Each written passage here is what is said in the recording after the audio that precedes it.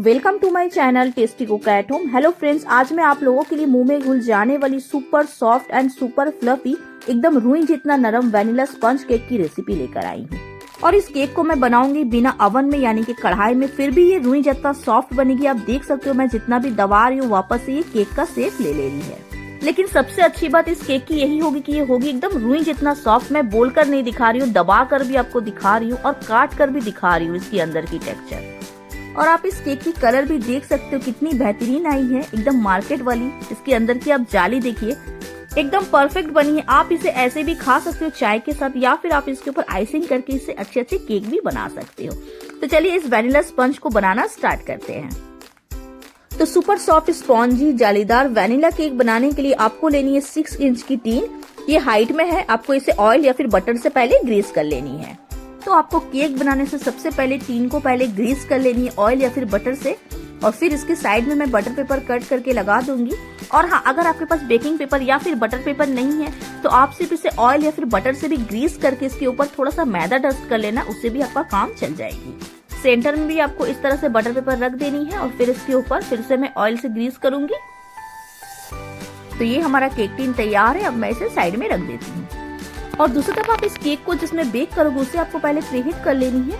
आप यहाँ पे कढ़ाई की जगह कुकर का भी इस्तेमाल कर सकते हो। मैं यहाँ पे कढ़ाई में इसे बेक करूंगी, या फिर आप इसकी जगह मोटे तले की पतीले का भी इस्तेमाल कर सकते हो। तो सबसे पहले मैं इस कढ़ाई में डाल दूंगी नमक। ये मेरा नमक बेकिंग करते करते काफी पुराना हो चुका है, इसलिए इसका कलर ऐसा ब्राउन दिख रहा है। मैं जब भी बेकिंग करती हूँ इसी नमक का इस्तेमाल करती हूँ। इससे पहले मेरे वीडियो में आपने देखा होगा मैं यही नमक का इस्तेमाल करती हूँ बेकिंग करते वक्त। और अगर आप फर्स्ट बार बेकिंग कर रहे हो तो बेकिंग करने के बाद आप इस नमक को पहले अच्छे से ठंडा होने देना। जब ये ठंडा हो जाएगा फिर आप कोई भी एयरटाइट बॉक्स में से डालकर रख देना।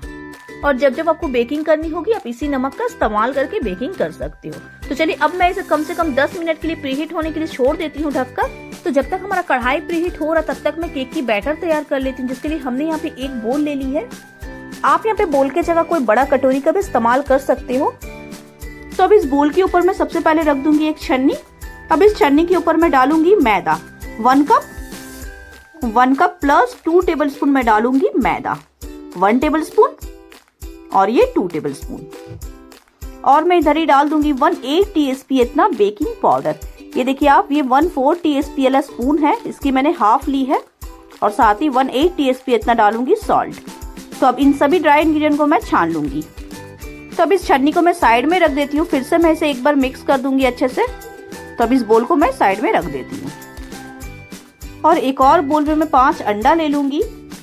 यहाँ पे आपको एक ट्रिक्स दूंगी, जब आप अंडा तोड़ोगे ना तो ये येलो वाली एग व्हाइट वाली एग में मिक्स नहीं होनी चाहिए। इस चीज का आपको केयरली ध्यान देनी है। तो ये देखिए इस तरह से आपको व्हाइट वाले एग से येलो वाले एग को निकालते जानी है। तो ये देखिए दूसरे एक छोटे बाउल में मैं येलो वाली एग को निकालते जाऊंगी एक एक करके। तो यहाँ पे आपको ध्यान से इस स्टेप को आहिस्ता आहिस्ता करनी है। अगर गलती से भी येलो वाली एग फट गई और ये व्हाइट वाले एग में मिक्स हो गई फिर आपका पूरा रेसिपी बिगड़ जाएगी। या फिर मैं एक और तरीका आपको बताती हूँ, आप एक एक अंडा तोड़कर अलग करते जाना व्हाइट वाले एग को। ओके, ऐसा भी आप कर सकते हो। तो ये देखिए इस तरह से आपको व्हाइट वाले एग को सेपरेट कर देनी है। इस रेसिपी की ये इंपॉर्टेंट स्टेप है। अब मैं हैंड बीटर से इसे बीट करूंगी। तो अब आपको इसे हाई स्पीड में फेंटनी है। फेंटते वक्त आपको एक और चीज का ध्यान देनी है, आपको इसे इतना फेंटनी है कि आप जब बाउल उल्टा भी कर दोगे ना तो भी ये गिरेगा नहीं। सो अब देखिए आप, इतना झाग आने के बाद अब मैं इसमें डालूंगी पाउडर शुगर। यहाँ पे आपको बीटर बिल्कुल भी स्टॉप नहीं करनी है।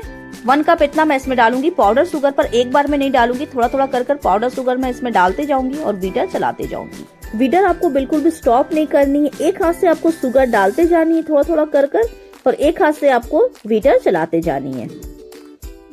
तो व्यूअर्स, अगर आप वीडियो देखते देखते मुझे लाइक सब्सक्राइब करना भूल गए हैं तो मैं आपको याद दिला देना चाहती हूँ गाइस, अगर आपको मेरी जरा भी मेहनत और रेसिपी पसंद आती तो प्लीज मेरी वीडियो को लाइक कीजिएगा, उसके साथ ही चैनल को सब्सक्राइब कीजिएगा और ज्यादा से ज्यादा अपने दोस्तों और फैमिली को शेयर कीजिएगा। और साथ ही नीचे दिए गए घंटी को अगर आप नहीं दबाए हो तो आप इसे जरूर दबाइएगा।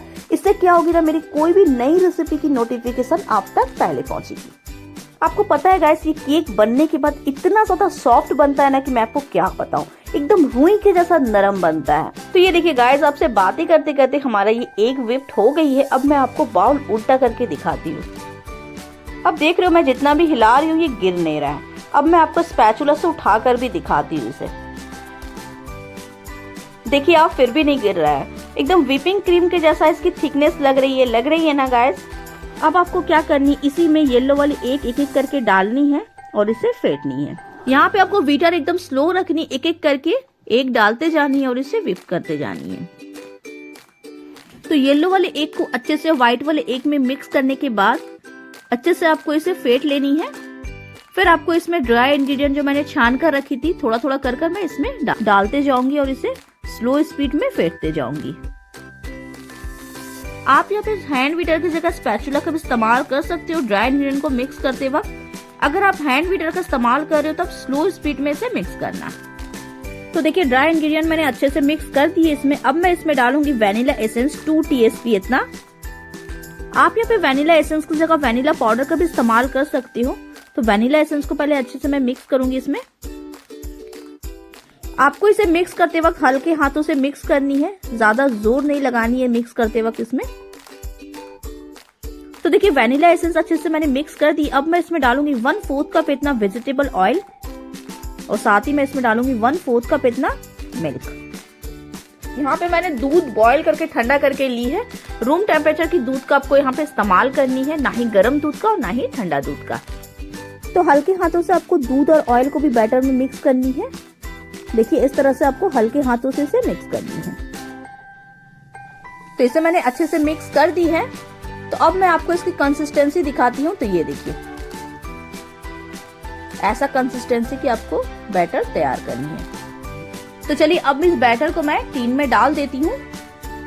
तो मैं फिर से बोल दे रही हूँ, यहाँ पे मैंने 6 इंच की टीन ली है। आप इसकी जगह 8 इंच का टीन का भी इस्तेमाल कर सकते हो। तो सारा बैटर मैं इसमें डाल दूंगी। तो आप देख सकते हो मेरा ये टीन हाइट में है। अब मैं इसके अंदर टूथपिक से इस तरह से घुरा दूंगी ताकि इसके अंदर की एयर बबल्स निकल जाए। फिर आपको इसे इस तरह से डैब डैब कर देनी है हल्के हाथों से। तो चलिए अब मैं इसे बेक करने की प्रोसेस में लेकर चलती हूँ। तो देखिए इधर हमारा 10 मिनट हो गई है कढ़ाई को प्रीहीट होते हुए। अब मैं इसके ऊपर एक छोटा बर्तन रख दूंगी इस तरह की। आप इसकी जगह कोई रिंग या फिर स्टील का कोई स्टैंड है उसका भी इस्तेमाल कर सकते हो। अब मैं इस केक टिन को इसके अंदर रख दूंगी और फिर इसके ऊपर की ढक्कन लगा दूंगी। अब आपको इसे बेक होने के लिए छोड़ देनी है कम से कम 40 से 45 मिनट के लिए। 50 मिनट भी लग सकती है या फिर तब तक जब तक आपका टूथपिक क्लीन ना आए। स्टार्टिंग के आपको फ्लेम 7 से 8 मिनट हाई फ्लेम पे रखनी है, फिर आपको फ्लेम मीडियम कर देनी है। और अगर आपके घर में ओवन है, आप इसे ओवन में बेक करना चाहते हो तो 180 डिग्री पे प्रीहीटेड ओवन में 40 से 45 मिनट के लिए आप इसे बेक कर लेना, या फिर तब तक जब तक आपका टूथपिक क्लीन ना आए। तो चलिए 45 से 50 मिनट के बाद मैं आपसे मिलती हूँ।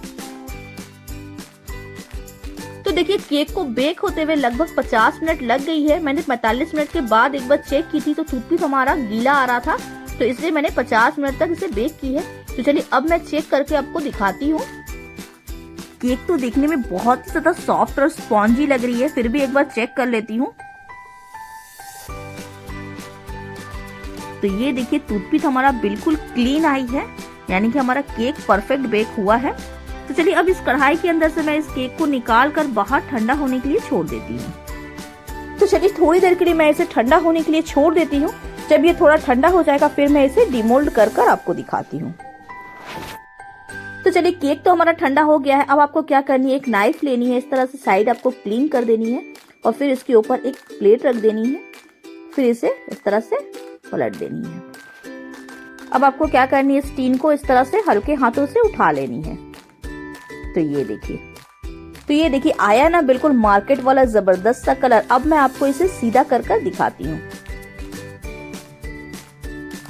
तो ये देखिए एकदम फ्लफी बना है। आप मेरा इसे छूने से ही समझ सकते हो ये कितना सॉफ्ट और फ्लफी बना है। अब मैं क्या करूंगी, इसकी साइड और नीचे की पहले बटर पेपर निकाल दूंगी।